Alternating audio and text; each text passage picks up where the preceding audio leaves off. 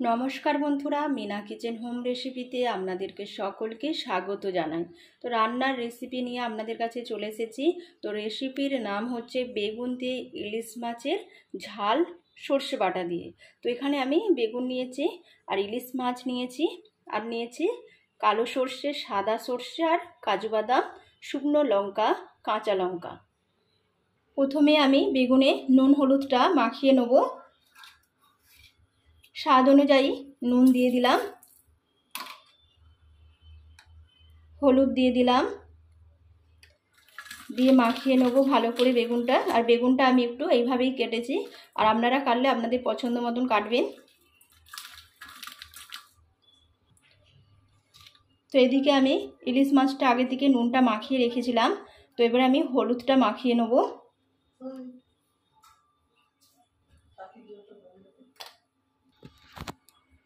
হলুদটা দেওয়ার পর দেবো সর্ষের তেল, দিয়ে ভালো করে আমি মাছটা মাখিয়ে নেব, ইলিশ মাছটা।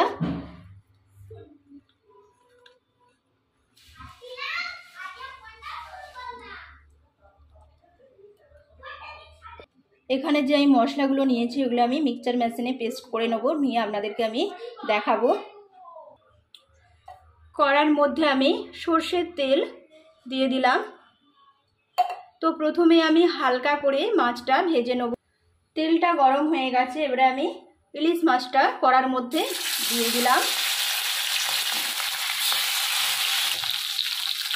তো একদিকটা ভাজা হয়ে গেছে, এবারে আমি আর একদিকটা ভেজে নেব। বেশি ভাজবো না, হালকা করে আমি ইলিশ মাছগুলো ভেজে নেব।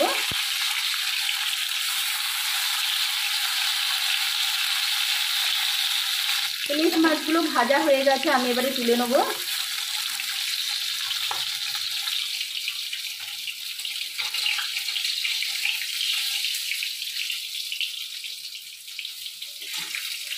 যেই কড়ার মধ্যে আমি ইলিশ মাছটা ভেজেছিলাম তাতেই আমি এবারে বেগুনগুলো ভেজে নেব। বেগুনগুলো আমি দিয়ে দিলাম। তো এইদিকে আমি মশলাটা বেটে নিয়েছি, এই দেখুন।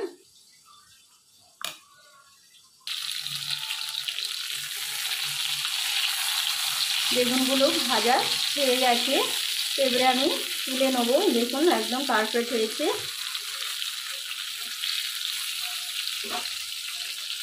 এবারে আমি পাত্রের মধ্যে তুলে নেব।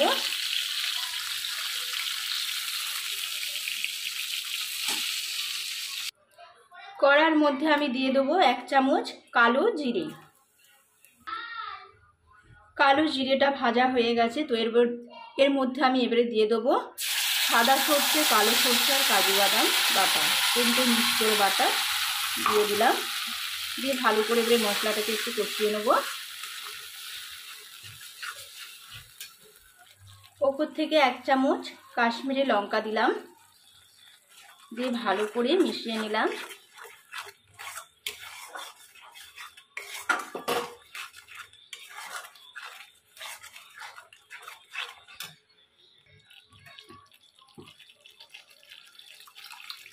জল দিলাম,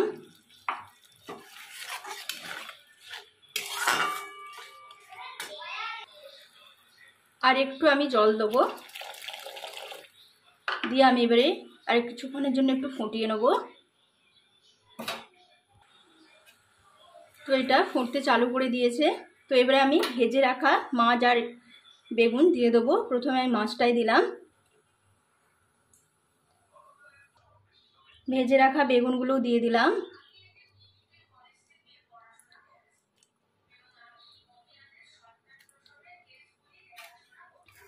আস্তে আস্তে আমি নেড়ে দেবো যাতে না ভেঙে যায়, মাছ আর বেগুনগুলো যাতে না ভেঙে যায়, সেই জন্য আস্তে আস্তে আমি এটা নেড়ে দেবো।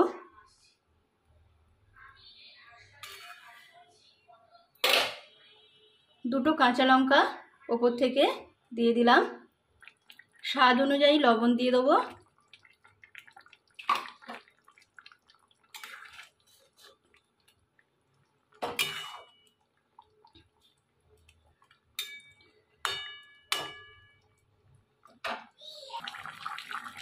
বেগুন দিয়ে ইলিশ মাছের ঝাল সর্ষে বাটা দিয়ে হয়ে গেছে। তো এবারে আমি ওপর থেকে সর্ষের তেল ছড়িয়ে দেবো। দেখুন উপর থেকে আমি সর্ষের তেল দিয়ে দিলাম। তো এবারে গ্যাসটা অফ করে দিলাম। একটা প্লেটের মধ্যে আমি এবারে তুলে নেব। একটা প্লেটের মধ্যে আমি এবারে তুলে নিলাম।